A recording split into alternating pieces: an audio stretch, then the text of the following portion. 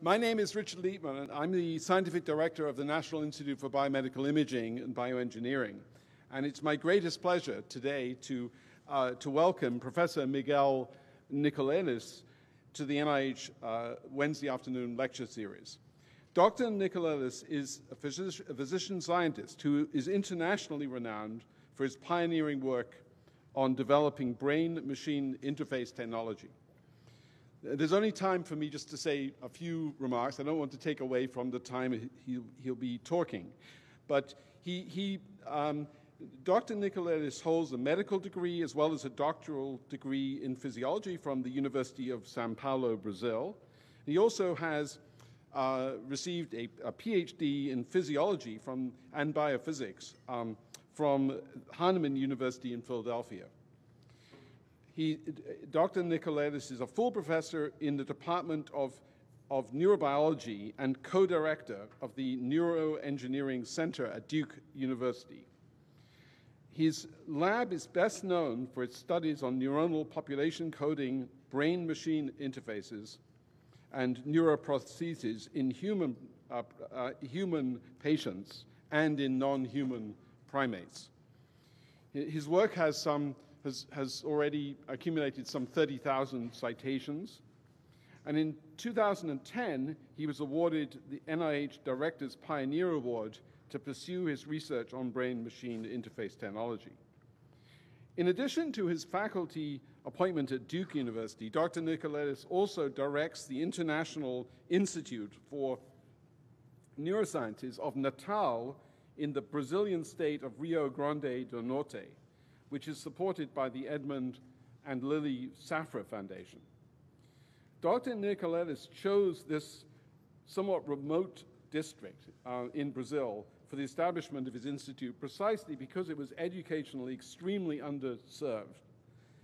And he told me that the government officials, when I spoke with him early, he told me the government officials told him that he was crazy to set up an institute in such a location. However, it has now become a hub for neuroscience and for training talented young investigators. And it has demonstrated his belief that talented students exist in places even when the educational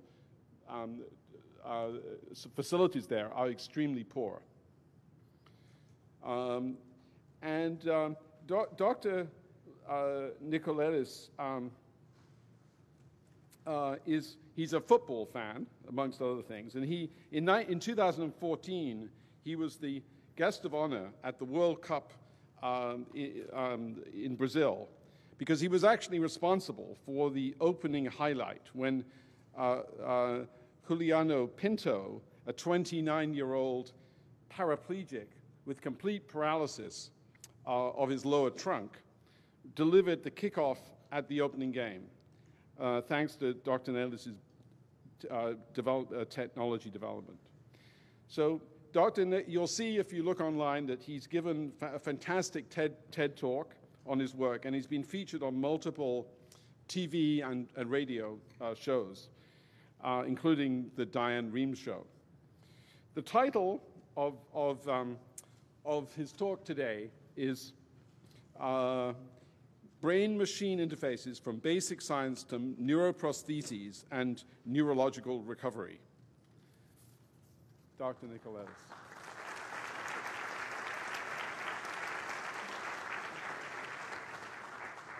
Thank you very much. This is a great honor, a great pleasure to be here. I never in my wildest dreams when I was growing up as a scientist in Brazil could imagine that I would be here giving a director's NIH talk, or NIH director's talk.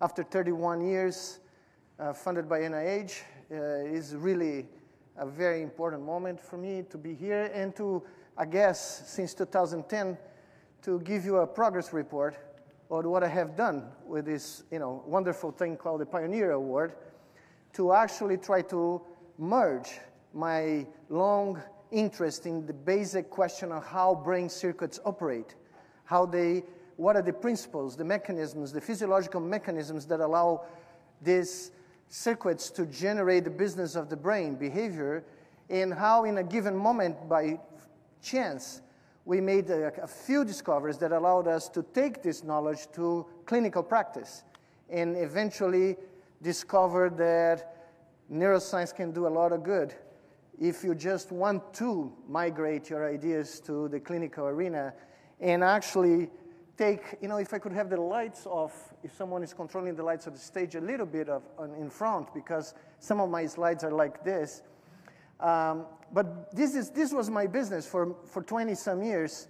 I came to the US in '89 to meet a phenomenal man, John Chapin, as a postdoctoral fellow, because John and I had the same idea at the same time. We wanted to record the extracellular signals of more than one neuron at a time. And in the late 80s, that was almost anathema. People were so enamored with single neuron recordings that every time we went to a meeting showing more than one neuron recorded, people ask us the question, why are you doing that? What is the point of recording more neurons? And this was the first time we recorded at Duke in the 90s, late 90s, 100 neurons simultaneously from the rhesus monkey brain. And this has become something, that turned this field around and allow us to ask a variety of new questions, particularly when we realize, and this is a summary of my life in one slide. I promised myself that I would have one slide to describe you my journey over the last 30 years. When I started, our goal, John Chapin and I, was to develop methods for chronic, multi-site, many electro recordings in freely behaving animals. We wanted to have animals completely free to behave, and we wanted to record from multiple structures in the brain that define a circuit simultaneously. Well, I started developing this as a postdoc, but then I spent about 20 years of my career applying this method to look for neurocircuit dynamics and the rules of neurocircuit plasticity in a variety of species, from mice to rats to monkeys and more recently to humans. From this work, I came to derive a series of principles I call physiological principles on neuroensemble physiology. And if you're a mathematician, I would claim that these are my axioms. These are the axioms or the theorems that I want to demonstrate because they became very general, and they were reproducing many different circuits in many different species by now. So we have almost a good feeling that some of these principles hold across species and across circuits. And I'm going to talk about them, a few of them. From here, as this adventure was getting more and more interesting, John Chapin and I one day got together in the late 90s, and we said, look, we need a new paradigm. We need to probe these circuits in a way that we can control the output, we can control the feedback that these brains are receiving. Let's create a new paradigm, and we came up with this brain-machine interface idea of linking brains to devices. And initially, our only goal was to be able to manipulate the output coming from the motor cortex, for instance, and test a variety of hypotheses, a variety of computational models that people have proposed on how ensembles of neurons merge their activity to generate motor outputs, and also how feedback can be manipulated to go back to the user's brain and modulate the activity of the motor cortex. That was the original goal. But it turned out that soon after we started publishing papers on this, we realized that there was a tremendous potential clinical application for this technology. And what I hope to show you is the first applications that are now coming out in the clinical arena for both spinal cord injury and Parkinson's disease. But there are many others that I will just mention very briefly because they are just happening as we speak. So this past July 20th, we celebrated 20 years of the first paper that described this definition of a brain-machine interface. It was done in rats. It was a big, surprise in the neuroscience community. A lot of people, when we sent our first grants to NIH, we couldn't get a penny. And it was really nice that 20 years later, we got the Pioneer Award for the same work that couldn't be funded in 1999, which is, one of the reasons is almost ironical that I'm here now, today. But basically, what we described in the first paper was this idea. You have a brain. You're recording using implantable devices, or more recently, of course, or since the beginning, you could think about non-invasive techniques. But in our own work, we started with chronic implants that could record these hundreds of cells simultaneously, reroute these signals to computational models, that could extract motor information, motor parameters out of this raw electrical activity, transform them in digital commands that could be rerouted again to artificial devices that could now be moved by the voluntary motor intention of this individual, this subject, without the need of, we thought at that time, of moving the subject's own body. The idea is if you can extract these signals fast enough in less than 1/3 of a second and send this thing to devices that, by the way, do not need to be next to the subject. They can be anywhere else in terms of space location. We would be able to allow these subjects to move these devices and receive feedback, visual, tactile, auditory, it doesn't matter, simultaneously as the operation of this goes on. Even though we started this in rodents, very soon we realized that we had to move to primates. And that's when I started my primate lab at Duke.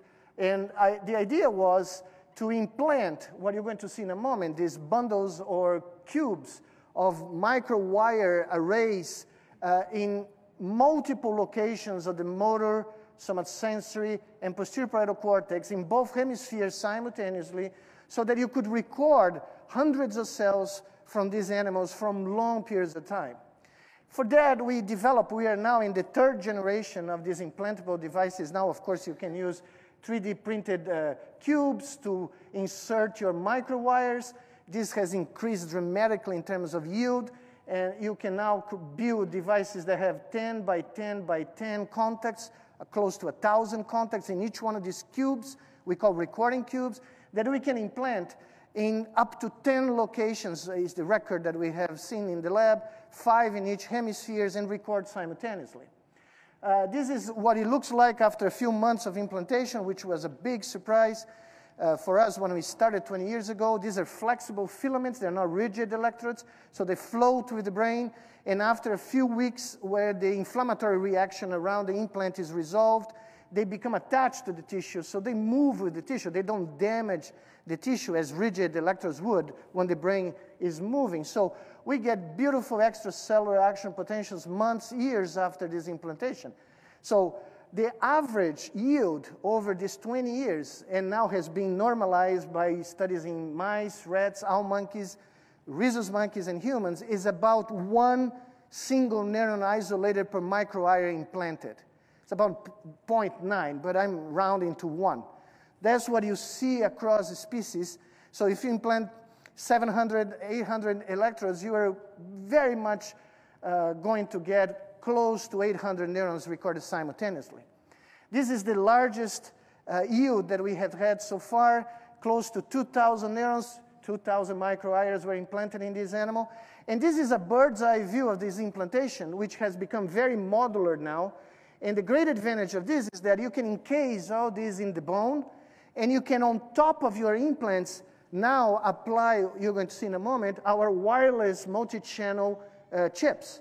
So you have about 128 channels per chip. So you can create stacks of wireless chips, so you can do this all without cables coming out of the head of the animal. So you create this cone, this helmet, to protect the electronics, because of course you don't want a monkey with banana sticking fingers, touching the electronics, destroying $20,000 of NIH funding. So you basically cap this thing, and the monkeys can live for a decade with these implants. We don't do any surgical procedure after that. And the great advantage, this is a paper in 2014, but we have continued to get this graph. We're about to publish a new graph. In some cases, I implanted a monkey before the 2010 World Cup in South Africa, and we are still recording this animal. 2017. We had a record of 7.5 years in 2 monkeys in which we recorded continuously, because after these recordings is stabilized, they become very consistent. You can really not necessarily record the same neuron for 7.5 years, but you actually can fulfill John Lilly's dream from NIH in the 50s, that wanted to record neurons for decades. He published a few papers with implantable metal electrodes And it's so funny to read that paper from 57 or 58, if I'm not mistaken, because he claims there that he got all amplifiers that exist in the NIH campus to record about 50 signals. All amplifiers in campus. So now we can record this with very small chips implanted in the head about 70 years later. So the two major advantages of this approach is the yield, you get large samples of neurons, and the longevity of your recordings. So let me introduce you the first study on rhesus monkey very quickly, and showing that when we had the first rhesus monkeys trained to perform a brain-machine interface task, we trained the animals to use a joystick to move a cursor in a target that is appearing randomly on the screen. And when the target appears, the monkey has to quickly cross the target to get juice reward. And as you know very well, monkeys will do anything for orange juice rewards. So we are recording at that time 100 neurons. And our question is, could we get, after the animal is trained for a few minutes in the task with the joystick, could you get this joystick out and make the monkey interact with the brain-machine interface, so every time the monkey produces the electrical pattern that is related to arm movement, can we get him to move this robotic arm that was in a different room so that the robotic arm moves the cursor into the target so the monkey can get the juice? Nobody knew about that in the late 90s, whether this thing would work. And it turned out that it did. I wouldn't be here, actually, if it didn't. So you see here a monkey playing this very simple game. She's very good with this low-friction joystick. She's even cheating before the target appears, trying to get it by chance, but she cannot do that because the target is going to show up in all locations, 32 locations in this screen. But when she crosses, she gets juice. And you still can see the 100 cables here coming out of the implant, going to a wall of amplifiers and a wall of computers generating the outputs that are going to a robotic arm that is being trained as she's playing the game to actually try to mimic these movements. So we had a 21 computer models running in parallel, trying to extract 21 parameters that we rerouting to this 7 degree of freedom robot to get things done. And to our shock that night, when we removed the joystick and we let the monkey face that to get juice, it didn't matter anymore to move the hand because there was no causal connectivity between movement of the hand and the cursor. Now she had to imagine whatever she could so that the robotic arm could move the cursor to the target. It didn't take too long for her to get that. She starts moving the cursor. Even the cheating, you can see the cheating there, which was a good sign that we're getting things right. And after a week of this practice, she was performing this task at the same proficient level or proficiency level that she was doing with the joystick. And this was basically a big shock to everything. Everyone thought that this was changing a lot of stuff. Well, we started evolving in this paradigm. I'm going to show you the neurophysiological results, but I want to feed forward to show you how this evolved so quickly. Because a few years later, about 8 years later, we discovered that not only we could have a brain-machine interface to control a virtual arm, to move and explore virtual objects in virtual reality, but we could get electrical signals generated by the tactile texture exploration of these virtual objects delivered back to the brain directly, bypassing the skin, going directly through microstimulation, electrical microstimulation, to the primary somatosensory cortex, so that the animal could not only move this virtual arm and touch these objects, but it could tell us what is the texture of the virtual objects that this virtual hand is touching. And in 2011, we showed that this could be done in a discrete way.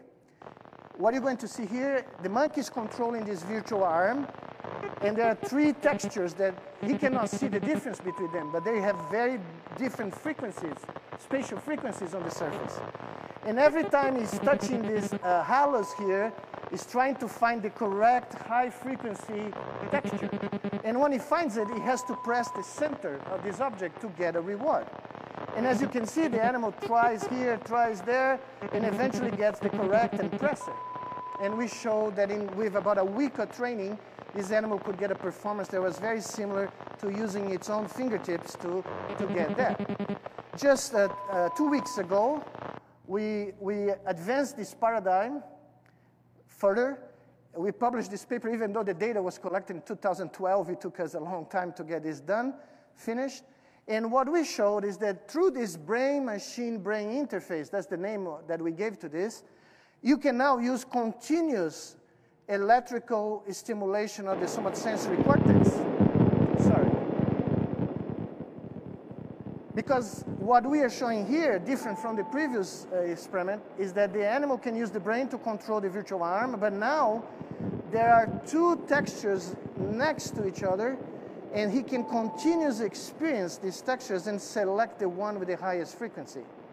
And we basically show that if you randomly change the difference in texture between these two textures that the animal is touching, that his performance follows Weber's law. So it's very similar to what you would expect if you're using your fingertip to scan through these textures and get a discrimination of which is the one with the highest spatial frequency. So this is just to show you the state of the art of what can be done in monkeys at this point. Let me now turn to what is, for me, the most important basic science findings of these 20 years of experiments, and this is these principles. This is what I told you became the axioms that we derive experimentally using many species from mice to humans, and they seem to be holding for every one of these species. I'm going to focus primarily here, because of time, on distributed coding, the fact that the representation of behavior parameters can be found across most of the cortex, and the fact that individual neurons not only can exhibit plasticity to a level that is very much more than I expected when I started my career, but also that they can multitask. That single neurons, even in the primary motor or somatosensory cortical areas, what some people would say is in the lowest level of the cortical hierarchy. By the way, I don't believe in the hierarchy anymore, because I have been able to retrieve very complex behavior parameters from primary cortical areas throughout these experiments you're going to see in a moment. But the multitasking is a very important principle, because it shows that the same neuron or the same ensemble may be involved in multiple computations simultaneously as the brain, as the cortex is generating an outcome or a behavior outcome. In fact, this is so dramatic that in a few years ago, 3 years ago, I have proposed a model for the cortex that is a continuous model. It's not anymore a mosaic of discrete areas, but is an analog continuous, as if the cortex is computing as a whole. And you're going to see why I say that.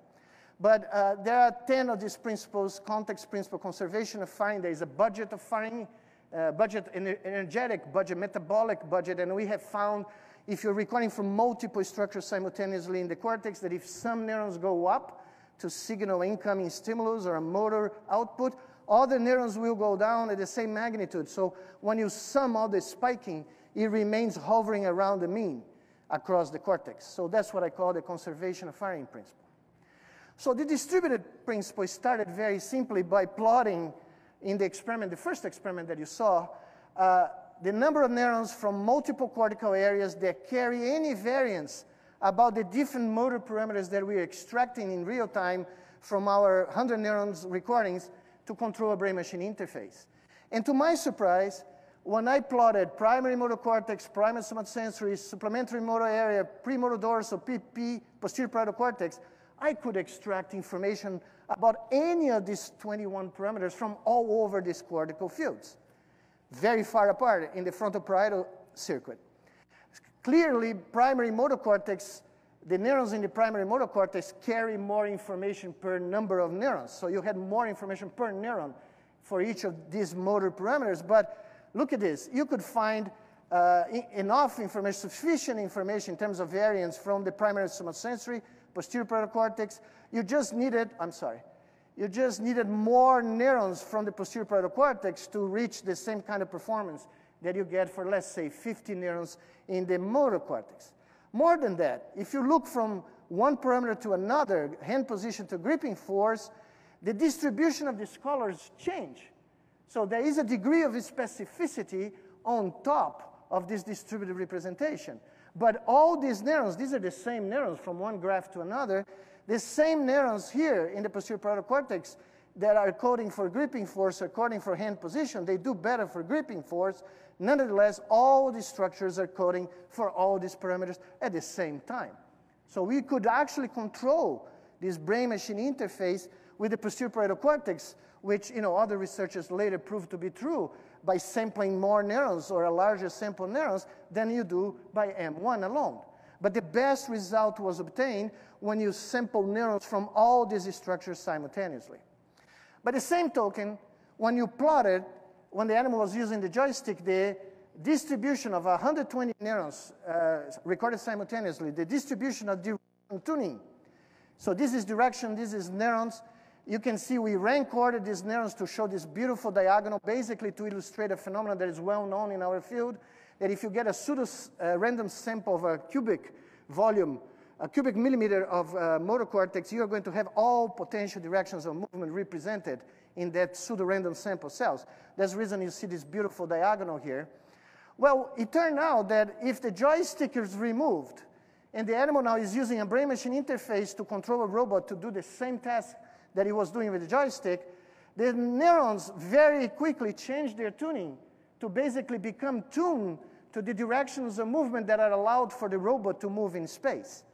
Just the visual and tactile feedback was enough to reprogram the tuning functions of these neurons, and basically, by all purposes and means, this was later confirmed by other studies, and in fact, studies using two representations in cortex.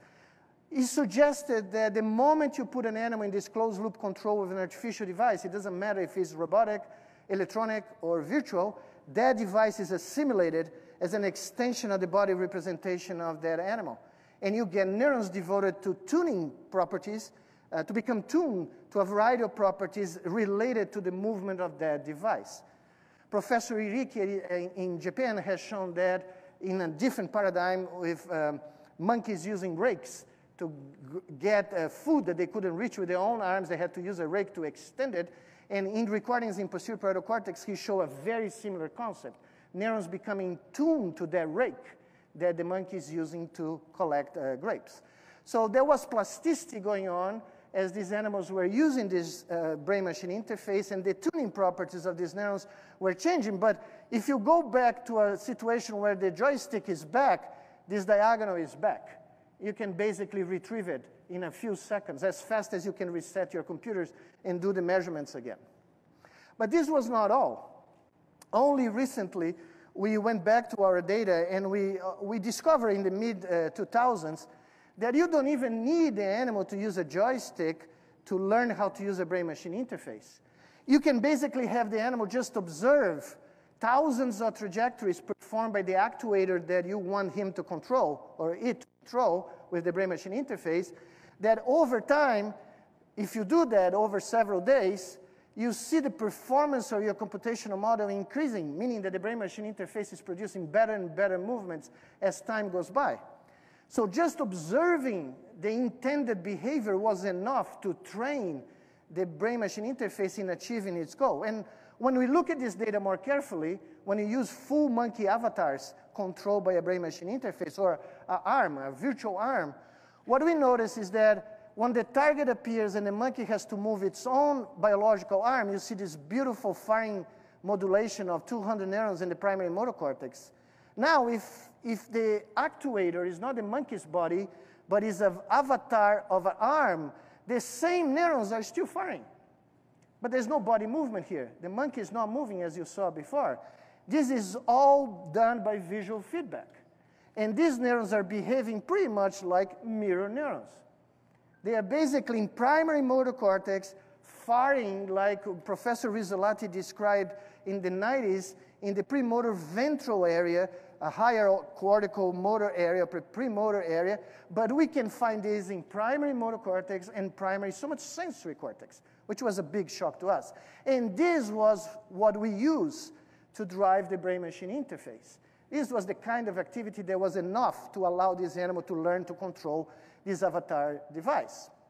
But how far could you push it? Does it need to look like a monkey body? The actuator, does it need to be like a limb? Does it need to be like a body of a primate or a human? No. we soon realized that the moment we had this wireless interface working, we could test this idea by using artificial actuators that a typical monkey in Asia or in Brazil has never interacted with, like an electronic wheelchair. And what we did was to ask the question, can this monkey from nothing learn to navigate, to control two motors, electrical motors, one for rotation and one for translation, to allow this electronic wheelchair to navigate in a room and go to a place where we drop grapes. So if they drive correctly, they can get the grapes and be reallocated to a new position in the room and de novo find a new trajectory. I didn't do that. I'm not using a brain-machine interface to interrupt my presentation. So, is NIH asking me if I want internet? I don't want internet. So the question is, can you place this monkey in different locations in a lab and let the monkey find a new trajectory every time he's trying to reach for the grapes to eat it without moving, just imagining this trajectory? And you are going to see this experiment first with a camera on the ceiling of the lab. These are the three original random locations that we placed the animal in the beginning of the trial, and the animal has to create a trajectory to reach the target where grapes are being dropped. And they love grapes a little more than they like juice. So this is a great motivator for them. So what you see from the ceiling first, and this is a wireless recording of about 300 neurons simultaneously, is that we place the monkey there, and the monkey drives the wheelchair to get the grapes. Now, we place the monkey in a new location, and this guy finds a new way to drive the wheelchair back to the target to collect the grapes. And he's doing that by transforming its brain activity into coordinates, into commands to an electronic wheelchair that, of course, no rhesus monkey has driven before. You can imagine, I gave this talk in a meeting with lots of auto car company executives on self-driven cars, and I said, guys, you're doing all wrong. We can get a monkey to drive a car. They were not happy, I can tell you. Well, these monkeys are doing this by themselves. We are not pushing them. We are not doing anything. When we look at the brains of these guys, and remember multiplexing and distributed coding, this is primary motor cortex. I'm going to repeat one more time. This is primary motor cortex shoulder representation. What we find is place cells.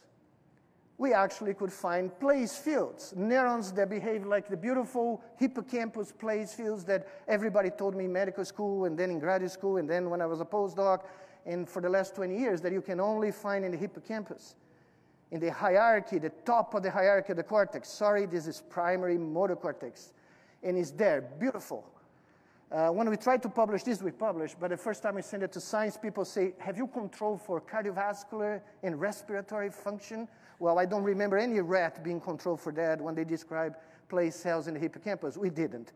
Nonetheless, we could combine hundreds of these cells simultaneously and predict the trajectory, like people do in the hippocampus, of how the animal is going to navigate through the room. Primary M1, primary S1, very stable over days. The place fields are very beautiful. You do all the controls people do in the hippocampus, they stay there, or they shift according to what people have reported in the hippocampus literature. Multitasking, the same neurons control limb movements, kinematics and dynamics for the monkey's limbs, but they can acquire, and that's very important, they can acquire place field-like characteristics if the monkey is navigating the wheelchair actively. If you push the monkey passively in the room, you don't see them. The monkey has to be creating this trajectory to control the wheelchair. Well, how bad does it get, this multiplexing? As you can see, soon after we acquired the capability of recording wirelessly from hundreds of neurons, it was a step to record from more than one monkey simultaneously. Because I have always been very interested in social interactions, and I wanted to know what would we see. If we are dealing with mirror neurons in the primary motor cortex when the monkeys are controlling a brain-machine interface, what would happen if you have two monkeys now interacting socially? This guy is using its brain activity to drive the wheelchair, as you saw before, to go collect grapes. And this is the driver, or the driver of the wheelchair, and this is the observer. This is a monkey that is observing this guy, and if he gets here in the allocated time, he gets juice as a reward for this guy to get the grapes. So they are somewhat linked by the reward contingency in a social interaction. More than that, we know who is the alpha and who is the delta monkey in the colony. So we can flip and put the alpha driving first, or then putting the delta driving the car while the other animal observes. So look what happened. Both brains are being recorded simultaneously. And we are recording from multiple cortical structures. This guy is driving, he took a pic.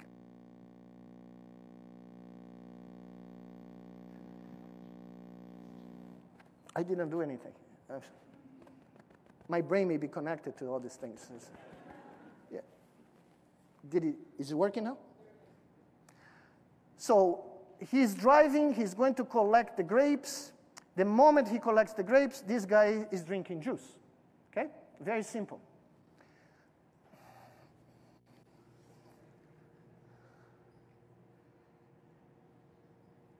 Look what we found. If you're looking now at the motor cortex of these guys, simultaneously the observer, the driver, we find these big episodes or hypersynchronization of the motor cortices. This is 0.6 correlation across. I've never seen anything like that in neurophysiology. And you can clearly identify these periods. I'm sorry. You can clearly identify these periods, and then we ask the logical question, what information is embedded in these hypersynchronization states? Well, first of all, we can predict the wheelchair position by looking at either brain. We can extract where the wheelchair of the driver is by looking at the driver or the passenger's brain. We can extract the velocity of the wheelchair, but not the acceleration. But more shocking than anything is that we can detect social rank and social proximity between these animals. So if the alpha monkey is driving this car and gets to about 1 meter or 2 meters to the observer that is a lower ranking monkey, the hypersynchronization reaches its peak. If it's the opposite, the lower ranking monkey driving to the alpha monkey, you don't see as much. So you can tell who is the driver, a social position of the driver in the colony, and you can tell how close they are. And by the way, 1.5 to 2 meters is pretty much the range of a rhesus monkey to smack the other monkey or to caress the other monkey. So that distance is very important for defining how you relate to another monkey in a colony. So this is primary motor cortex. So far you have seen kinematics, you have seen place fields, you have seen social ranking. I have one more thing to tell you before I shift to the clinical applications, and that is that you can multiplex reward and reward expectation and mismatch in reward with the same neurons that you just saw. So if you have a monkey that is doing a very simple task, just moving, either moving or observing the movement of a virtual hand going to different locations in space, and according to the color of the target, the monkey is aware that he's going to get an early, late reward. So the blue is the early, the blue is the late reward. Now we are recording from multiple areas in 3 monkeys. And what do you see? So when the hand is moving, or when the animal is just observing a virtual hand, the result is the same. You basically see neurons that can code for position and velocity. At the same time, they are anticipating the reward amount that is about to come. These are the same cells. About 30% of them can multiplex. Some cells can just do kinematics. Some cells can only do reward expectation. But you can have both in the same neurons isolated. More than that, if you play a trick with your monkeys, at the time of the reward, you don't deliver any reward. In 20% of the trials, you suppress the reward. This is what these neurons will do. This is called the reward prediction error. They will indicate that they didn't get what they're expecting. In fact, they got nothing. If you now give double reward, the reward error go in the opposite direction. It's an inhibitory modulation of the firing. So we can tell by looking at the motor cortex whether this monkey got what he expected in terms of reward, or it didn't get anything, at the same time that we can tell whether the monkey is moving the arm or just observing a virtual arm doing the task. Primary motor cortex, I should emphasize. Okay? Well, when we saw all this, we realized that BMIs were here not just to play these beautiful tricks and get us to fight over what is the cortex doing after all, but we could actually translate, and this was the topic. I remember, I don't know how to pronounce this name correctly, it was the former director of NIH, Zahuni, if I get it right, who I remember very vividly announcing that NIH were going to do translation neuroscience, or translation medicine. I was a basic scientist, so I sent my proposal here for the Pioneer Award against all the judgment of everybody that I consulted, my friends at Duke, my chairman, everybody saying, no, you're never going to be able to do this. You're a basic scientist. So what I proposed, I had proposed a decade before, if you have paralyzed people with a lesion of the spinal cord, they can still produce the motor signals, but they cannot transmit these signals down to the periphery. What about if we use a brain-machine interface to go around and basically control a new body, a robotic body that this patient is going to wear that can be controlled by the brain and can provide feedback back to the brain? I actually didn't end sending this particular proposal here. I sent it a monkey equivalent to this proposal because I wasn't brave enough. But I did the second best thing after sending my grant to NIH. I went to my home country, Brazil, and since I knew Brazil had been awarded the World Cup for 2014, I had a chance, for 2 years, to be in a room with the president of Brazil, and who wanted to do something interesting for the opening ceremony of the World Cup. And I basically said, what about if we have in the opening ceremony a scientific demonstration in which a paralyzed Brazilian is responsible for using the first robotic exoskeleton controlled by the brain to deliver the opening kick of the World Cup to an audience of 1.2 billion people. And she looked at me and said, where do I sign? So it was the best peer review I ever got in my career. And I would recommend that we, learn from that. So I got to lead this project. And of course, when I left with my only tie, the only tie I ever had in my life, I got married and I got this grant from this tie. I left the palace in the middle of this famous square in Brasilia. It's called the Three Powers Square because you have the Supreme Court, you have the Presidential Palace and Congress.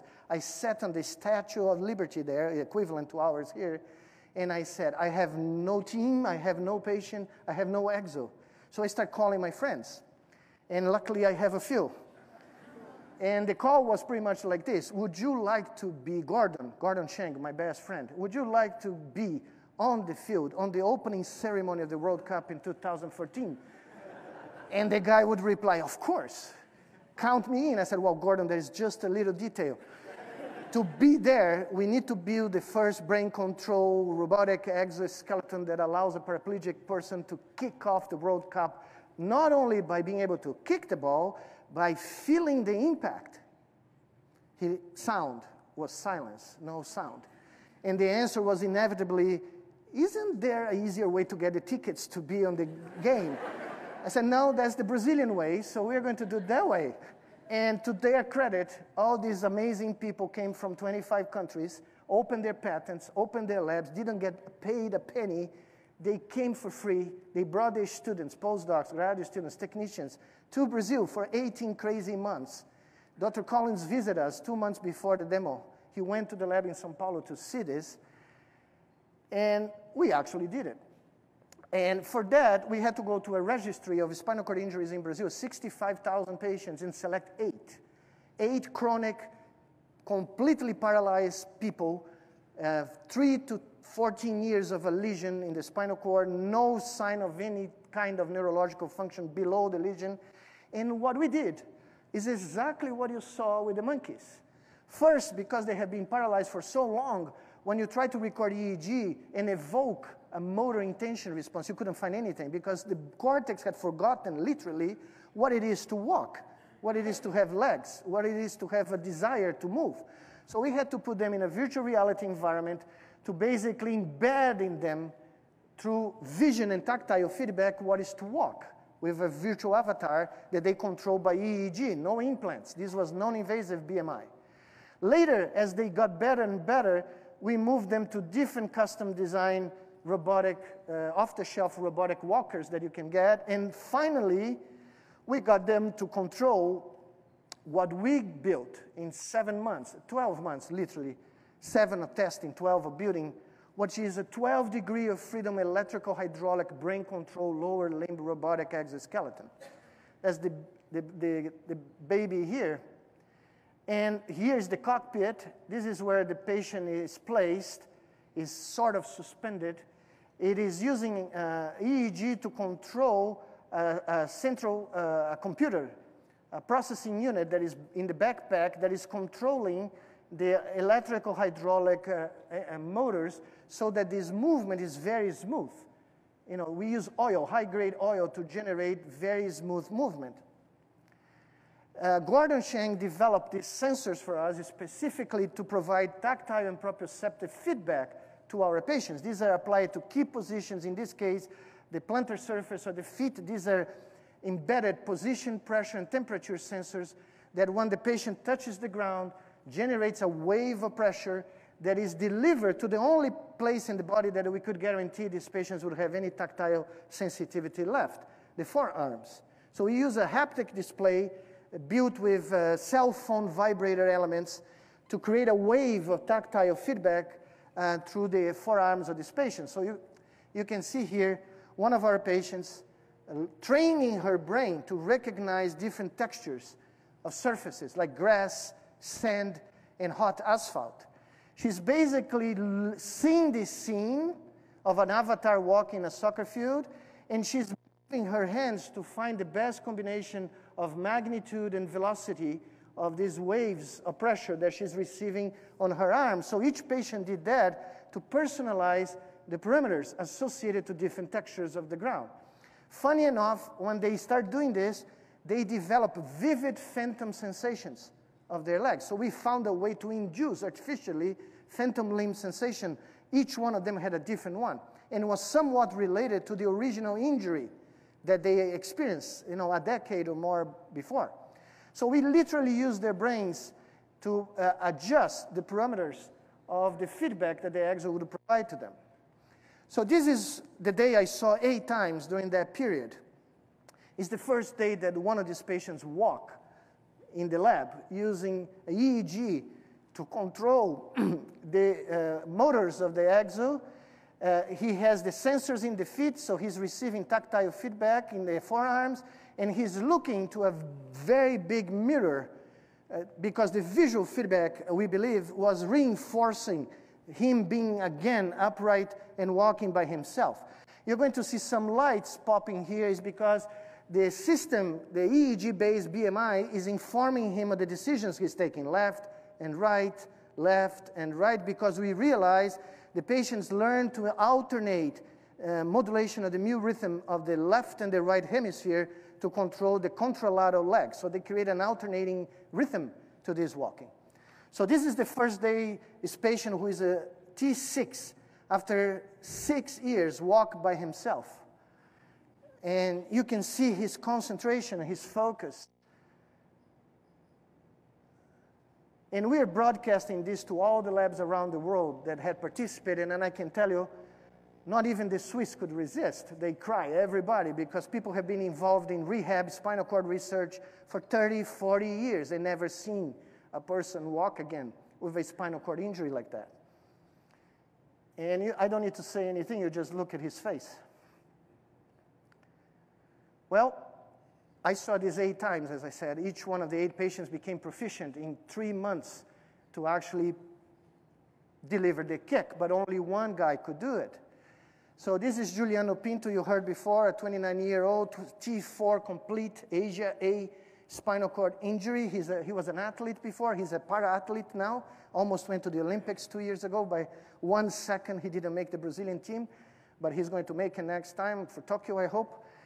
And here, I cannot show you the images of the kick in the field because FIFA wanted to sell this to me by a price that no scientist can justify. That may explain why half of the people I dealt with are here in New York on a standard vacation. on jail, basically. But I had the second best thing, because we had the Swiss bodyguards searching us all the way, going to the stadium, going to the field. You couldn't have anything, but you're in Brazil. There are some Brazilian neuroscientists in the team, and Brazilian neuroscientists can find a way to hide a cell phone that no Swiss bodyguard will ever imagine is possible. So we don't know who did it. We have no idea. But what you're going to see is the last attempt that Juliano made before he went to the field to deliver the kick. So what you're going to see is that when the lights, deep blue, or light blue, I'm sorry, is because he puts his arms on the armrest. The axle is ready to take his EEG signals to control the whole movement. When you see green and yellow coming from the from the head towards the leg, is because he's ready to make the decision to cock the leg and kick the ball.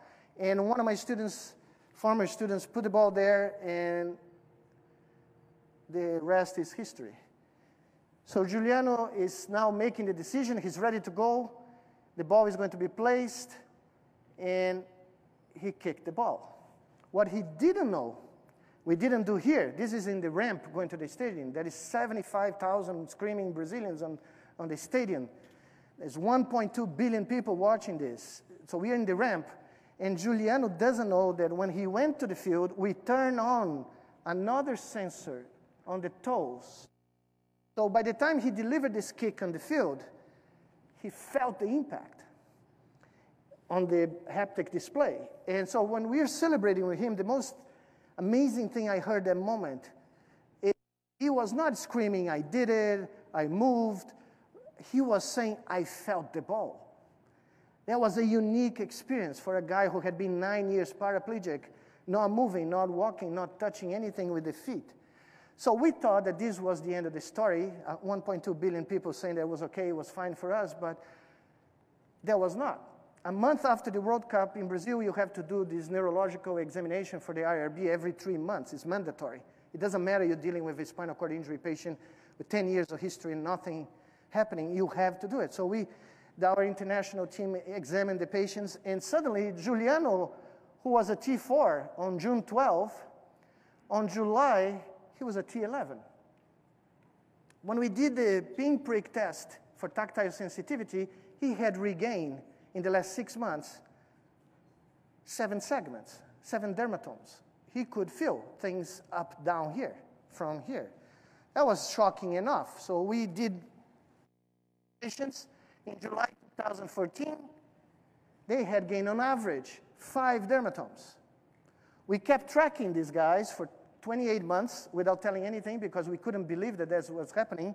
This is the curve of the evolution of increased gain of dermatomes over time. After 28 months, the average was 10 dermatomes. Juliano gained 15. So he could touch his toes. We could touch his toes and he could tell, blindfolded, which toe on each feet we are touching. Well, when I saw that, of course, I realized from way back in medical school that if you see any tactile, you should look for motor. And we start recording EMGs on these guys. In the beginning, in the legs, below the level of the lesion, there was nothing. Suddenly, 12 months after the training started, we could see voluntary motor contractions happening below the level of the lesion, all the way down. And what is the end result of that? How does it look like? Well, this is one patient.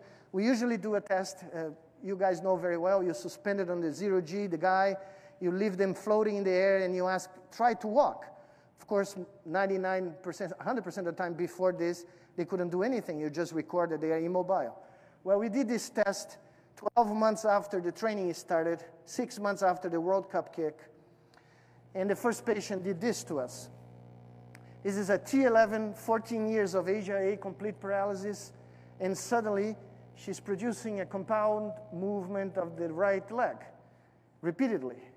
I call her the ballerina because it looks like a plie of a ballerina. And I asked her to do that for an hour. We would move her back, and she would do that, the same kind of movement, until she fatigued. Well, we kept quiet, waited a year, redid these examinations in all patients. And this is the same patient a year later with a lot of EMG cables now showing up. And I asked her to do the same thing 13 years after the original lesion, And she first did what you just saw. She moved the right leg. But suddenly, she moved the left. So we moved her back. We repeated this task for about 20, 30 times, and she basically could walk in the air with support, body support. What is the end result of all this? We started with 8 complete, 7 Asia A patients and 1 Asia B. This means complete paralysis below the level of the spinal cord injury. Asia B means a little bit of sensitivity around the lesion site. And as time went by the end of 28 months, 1 patient dropped out because he moved out of São Paulo, but the other patients all progressed to become Asia Cs, which is partial paraplegia. Not only they regain motor control of some degree of motor control of their legs, tactile sensitivity, but they also recovered autonomic functions in the same dermatomes that they regain tactile sensitivity. So patients that could not have bladder control recover a significant degree of bladder control, sphincter control, sexual functions. One of the patients that you saw playing with the virtual reality she recovered so much sensitivity, deep sensitivity, that she became pregnant. And she felt the entire pregnancy. She felt the contractions. She felt the baby kicking. So she recovered after 13 years enough visceral sensitivity to deliver a baby boy. So a few months after that, we realized that the improvement was so tremendous for some of these patients that we could add on top of what you saw so far a non-invasive multi-channel functional electrical stimulation technique to deliver a bump of electrical activity to the muscles of the legs to see if we could make these patients even more autonomous. And that's exactly what happened in 3 of these patients. What you see here, they don't need the exo anymore. They can use a brain-machine interface to trigger the electrical stimulation of the muscles. This is a patient originally Asia A, one we started. T6, 6 years of lesion. This is the first session using this functional electrical stimulation, 12 channels, 6 in each leg. He needs about 50% of body control, or body suspension, and just this little card, a $10 card, aluminum card. After 9 days, he starts becoming more autonomous. He doesn't need a physical therapist anymore to help him walk. So one of these guys was responsible for about 5,000 steps using this system. So we just reported this in the beginning of the year, suggesting that after all this process of recovery, partial neurological recovery, if you provide a further bump with these electrical currents being delivered in a wave, it's not it's simultaneous, there's a wave across the leg muscles, you can get a higher degree of autonomy for these guys. You may be asking myself, well, how could that happen? These were diagnosed as Asia A complete paraplegia 10 years, and they have been repeatedly seen by very good physicians who confirmed the diagnosis over a decade. It turned out there was a very forgotten paper in the late 60s, 69, by Professor Kerkulas in Australia, who was the only, as far as I can tell, the only guy who did a long-term study after people passed away of normal causes, 1,200 paraplegics, Asia A paraplegics. He looked at the spinal cord of these people after they die of normal causes. He found that in 65% of these patients, there is still between 2 and 25% of connectivity left in the spinal cord, despite the fact that they're completely paralyzed and classified clinically as Asia A patients.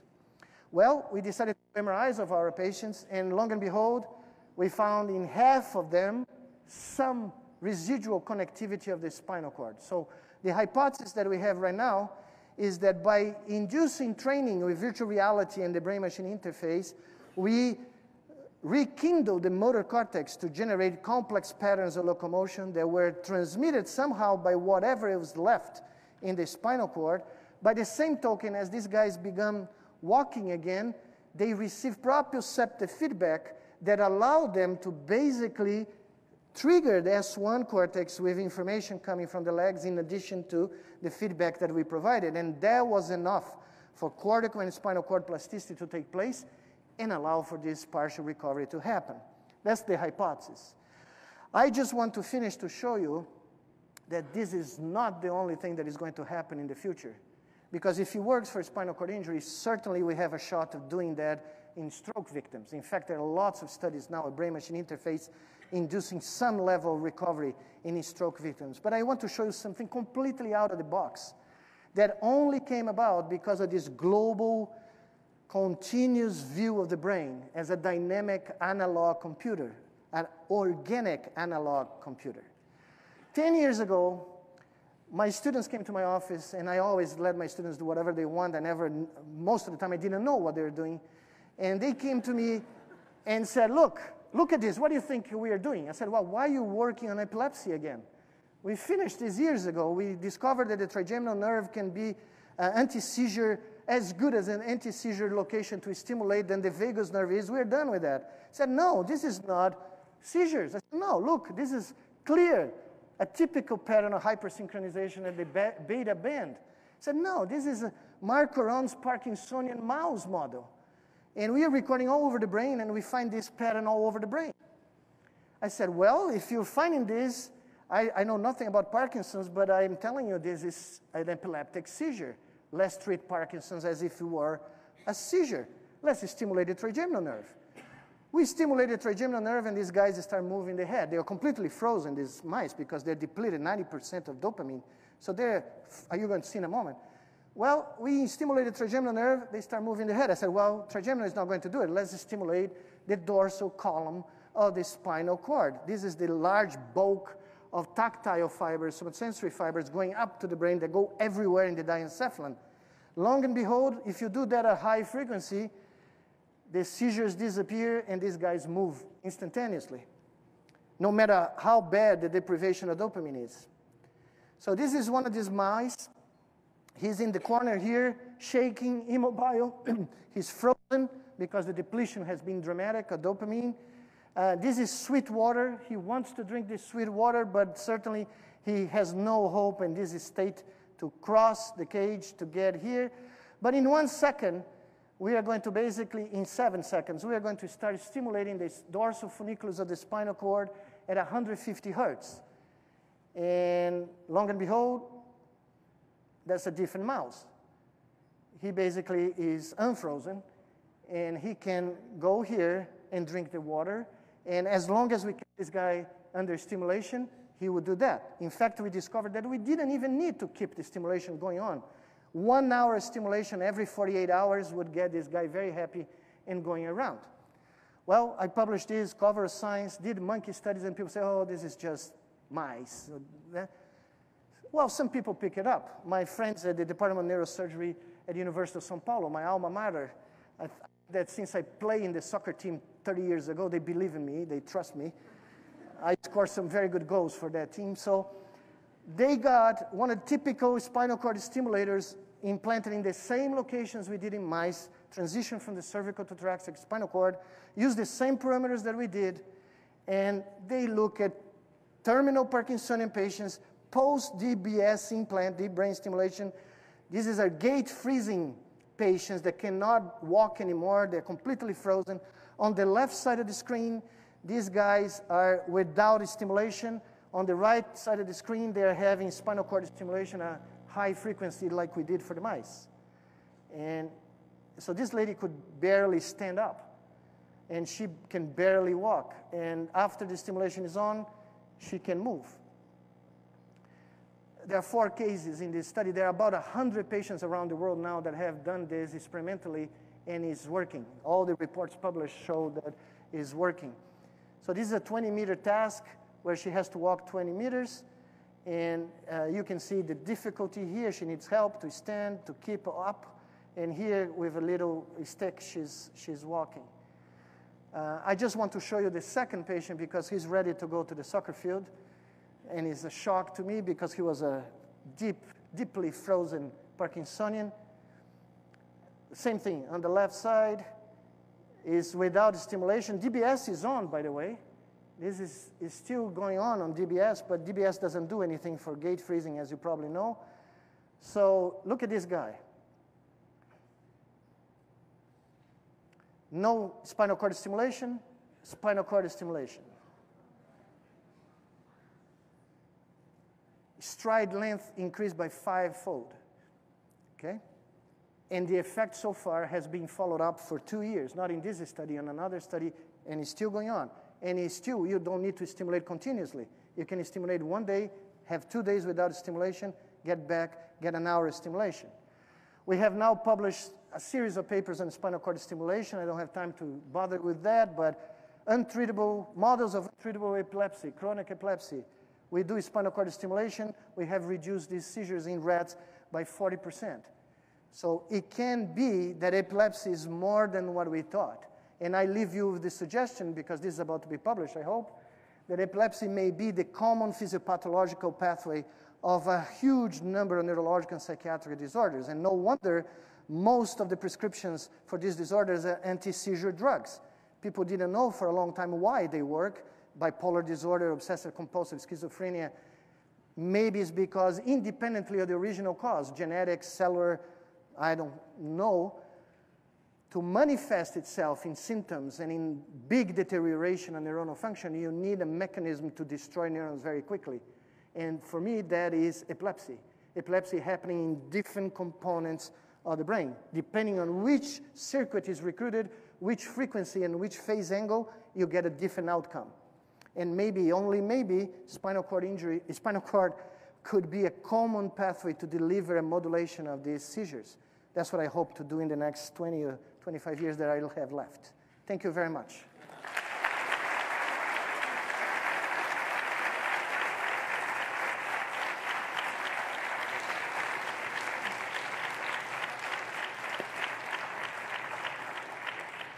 Thank you for a wonderful lecture. We have time for just a few questions. People could come up to the microphones. Oh, sorry. I need some water.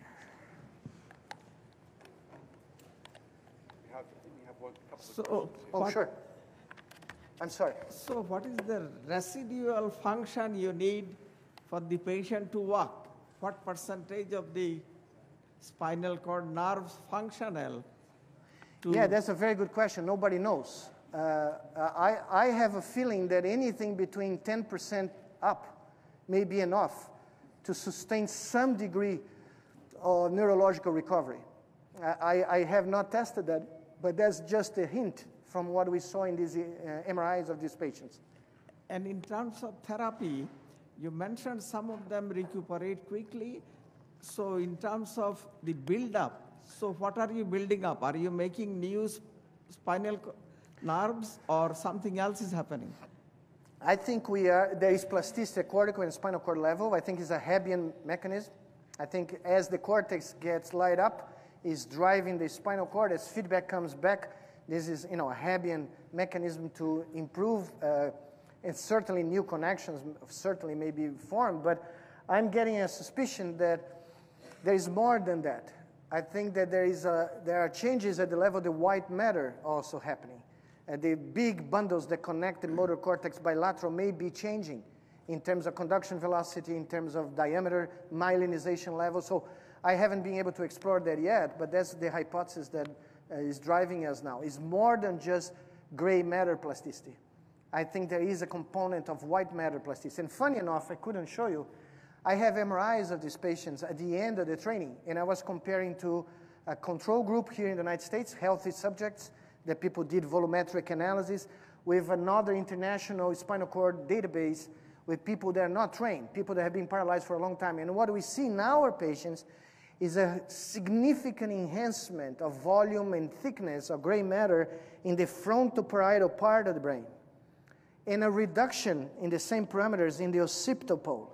It's almost like the brain is deviating resources, and energetic resources to the frontoparietal, to get something to work. And funny enough, the primary motor cortex and primary somatosensory cortex had suffered so much atrophy that you don't see much change at that level, but you see in the tissue around it, in the cortical areas around it, maybe trying to compensate and finding a way to send signals to the spinal cord. Congratulations for pioneering work. Thank you. Thank you. There's been a few papers, or at least one paper recently, severed pig brains from a stockyard, and they were infused, and they actually maintained neural activity as measured. Have you ever thought of getting some of those and connecting a visual prosthesis and a robot type of a mechanism and seeing if you could train them to do something? Train what? I didn't hear the first part of your question got muffled by the microphone. Could you repeat? There recently was you can speak faster. You don't need to speak slower. It's just that severed pig brains. Pig brains. Yes, they're pig brains from pigs from a stockyard. And what they did was they infused them. Okay. And they kept neural activity going as measured by electroencephalograms. And there was a big talk: is this really ethical or not ethical? As you would suspect. But the thought would be, could you connect them to some type of a visual prosthesis, like now you have artificial retinas, and to some type of a mechanical structure, robotic, and perhaps you could create cyborgs? I'm actually writing a sci-fi book, and now you gave me an idea. But from an experimental point of view, I never thought about that. But Dr. Rodolfo Linaz, way back when I was a postdoc, had done a perfusion of guinea pigs' brains. He was able to maintain guinea pig brain activity.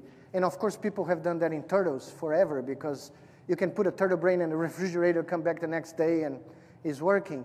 The closest we did to what you're saying, we got what we call a brain-to-brain interface. So we got a rat in Brazil doing a sensory motor task, and we send the brain activity related to the bar pressing of the rat to get the correct answer, all the way to the somatosensory cortex of a rat here in the United States that never saw the task. And we showed in 75% of the cases, this guy could get the task correct by receiving the information that comes through microstimulation to each S1 or M1 cortex via this direct link, brain-to-brain link. And people have, in Seattle, University of Washington, they have done that in humans using non-invasive technique, using EEG and TMS. So they got a EEG pattern and deliver TMS pulse to a second subject that has not seen the task. And this second subject, in a very similar percentage, I think 80% of the trials can get it right. That's the closest to the scenario that, so you can have a brain that is a distance, control a device or control, even send information to another brain that is not related to the body of that subject. That's pretty obvious. But I'll think about the pig thing. It's too far for me at this point. Okay, thank you very much. Thank you. It's probably good that I'm following the reanimation question, because I have a little bit of a speculative question too. Thank you. It's not. Thank you for this incredible presentation, Dr. Nicolelis. My name is Johan Ben-Zion. I'm the United States Transhumanist Party 2020 presidential candidate. And my question is probably one that you frequently get from the casual observers when they're talking, find out that you're a brain-computer interface researcher. It's about the presentation from about 2 months ago from the Musk organization, the Neuralink presentation. Yes. A good friend of mine who's a computer science researcher who has admittedly a lot more insights into direct research in this field than I do, Irai Ozkaral, he believes that this excitement about Neuralink is a little bit based on some smoke and mirrors so far as normally abled people are concerned. He thinks that for otherly abled people, people in the locked-in syndrome and so forth, this will provide some benefits.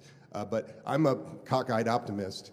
I'm really excited about something like an IQ optimizer or work product optimizer or some kind of lawnmower man effects. Who's right? Should I continue to be optimistic about this prospect? I wouldn't put that in your campaign program. I think your friend is much more realistic. It's very difficult for me because I have 3 former students of mine work in the company, and one of them is the CEO. They're all very bright engineers, very good kids. I have only good things to talk about them. But I would never work for a guy who says the kind of things that Elon Musk says, because it's all based on hype and craziness, and he has no idea about the brain And my advice to him would try to sell some cars because, you're having tough time doing that. So everything that he says, for me, is close to sci-fi or beyond, is bad sci-fi.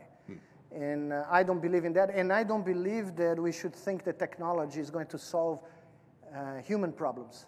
Human problems are going to be solved by humans. And I just finished a book that is coming out by Yale Press in a month where I have a whole chapter on that subject, and where I say that we should consider the brain the center of the human universe, because the brain has created everything that human civilization has done. It's the kind of biology that we have up here that created human history and everything else. So even though I spent my entire life working in technology, as you saw, I don't see our blending with technology as the kind of future I want to leave to my kids and my grandchildren. I actually believe that we still need to become aware of the power of our human condition and just do everything we can to promote it, not to demise it. So nothing that Musk says ever gets in my books, not even the science fiction books. Did I answer clearly? Yes, thank you, sir. Good. I'll be looking forward to that new book. Thank you so much. Thank you.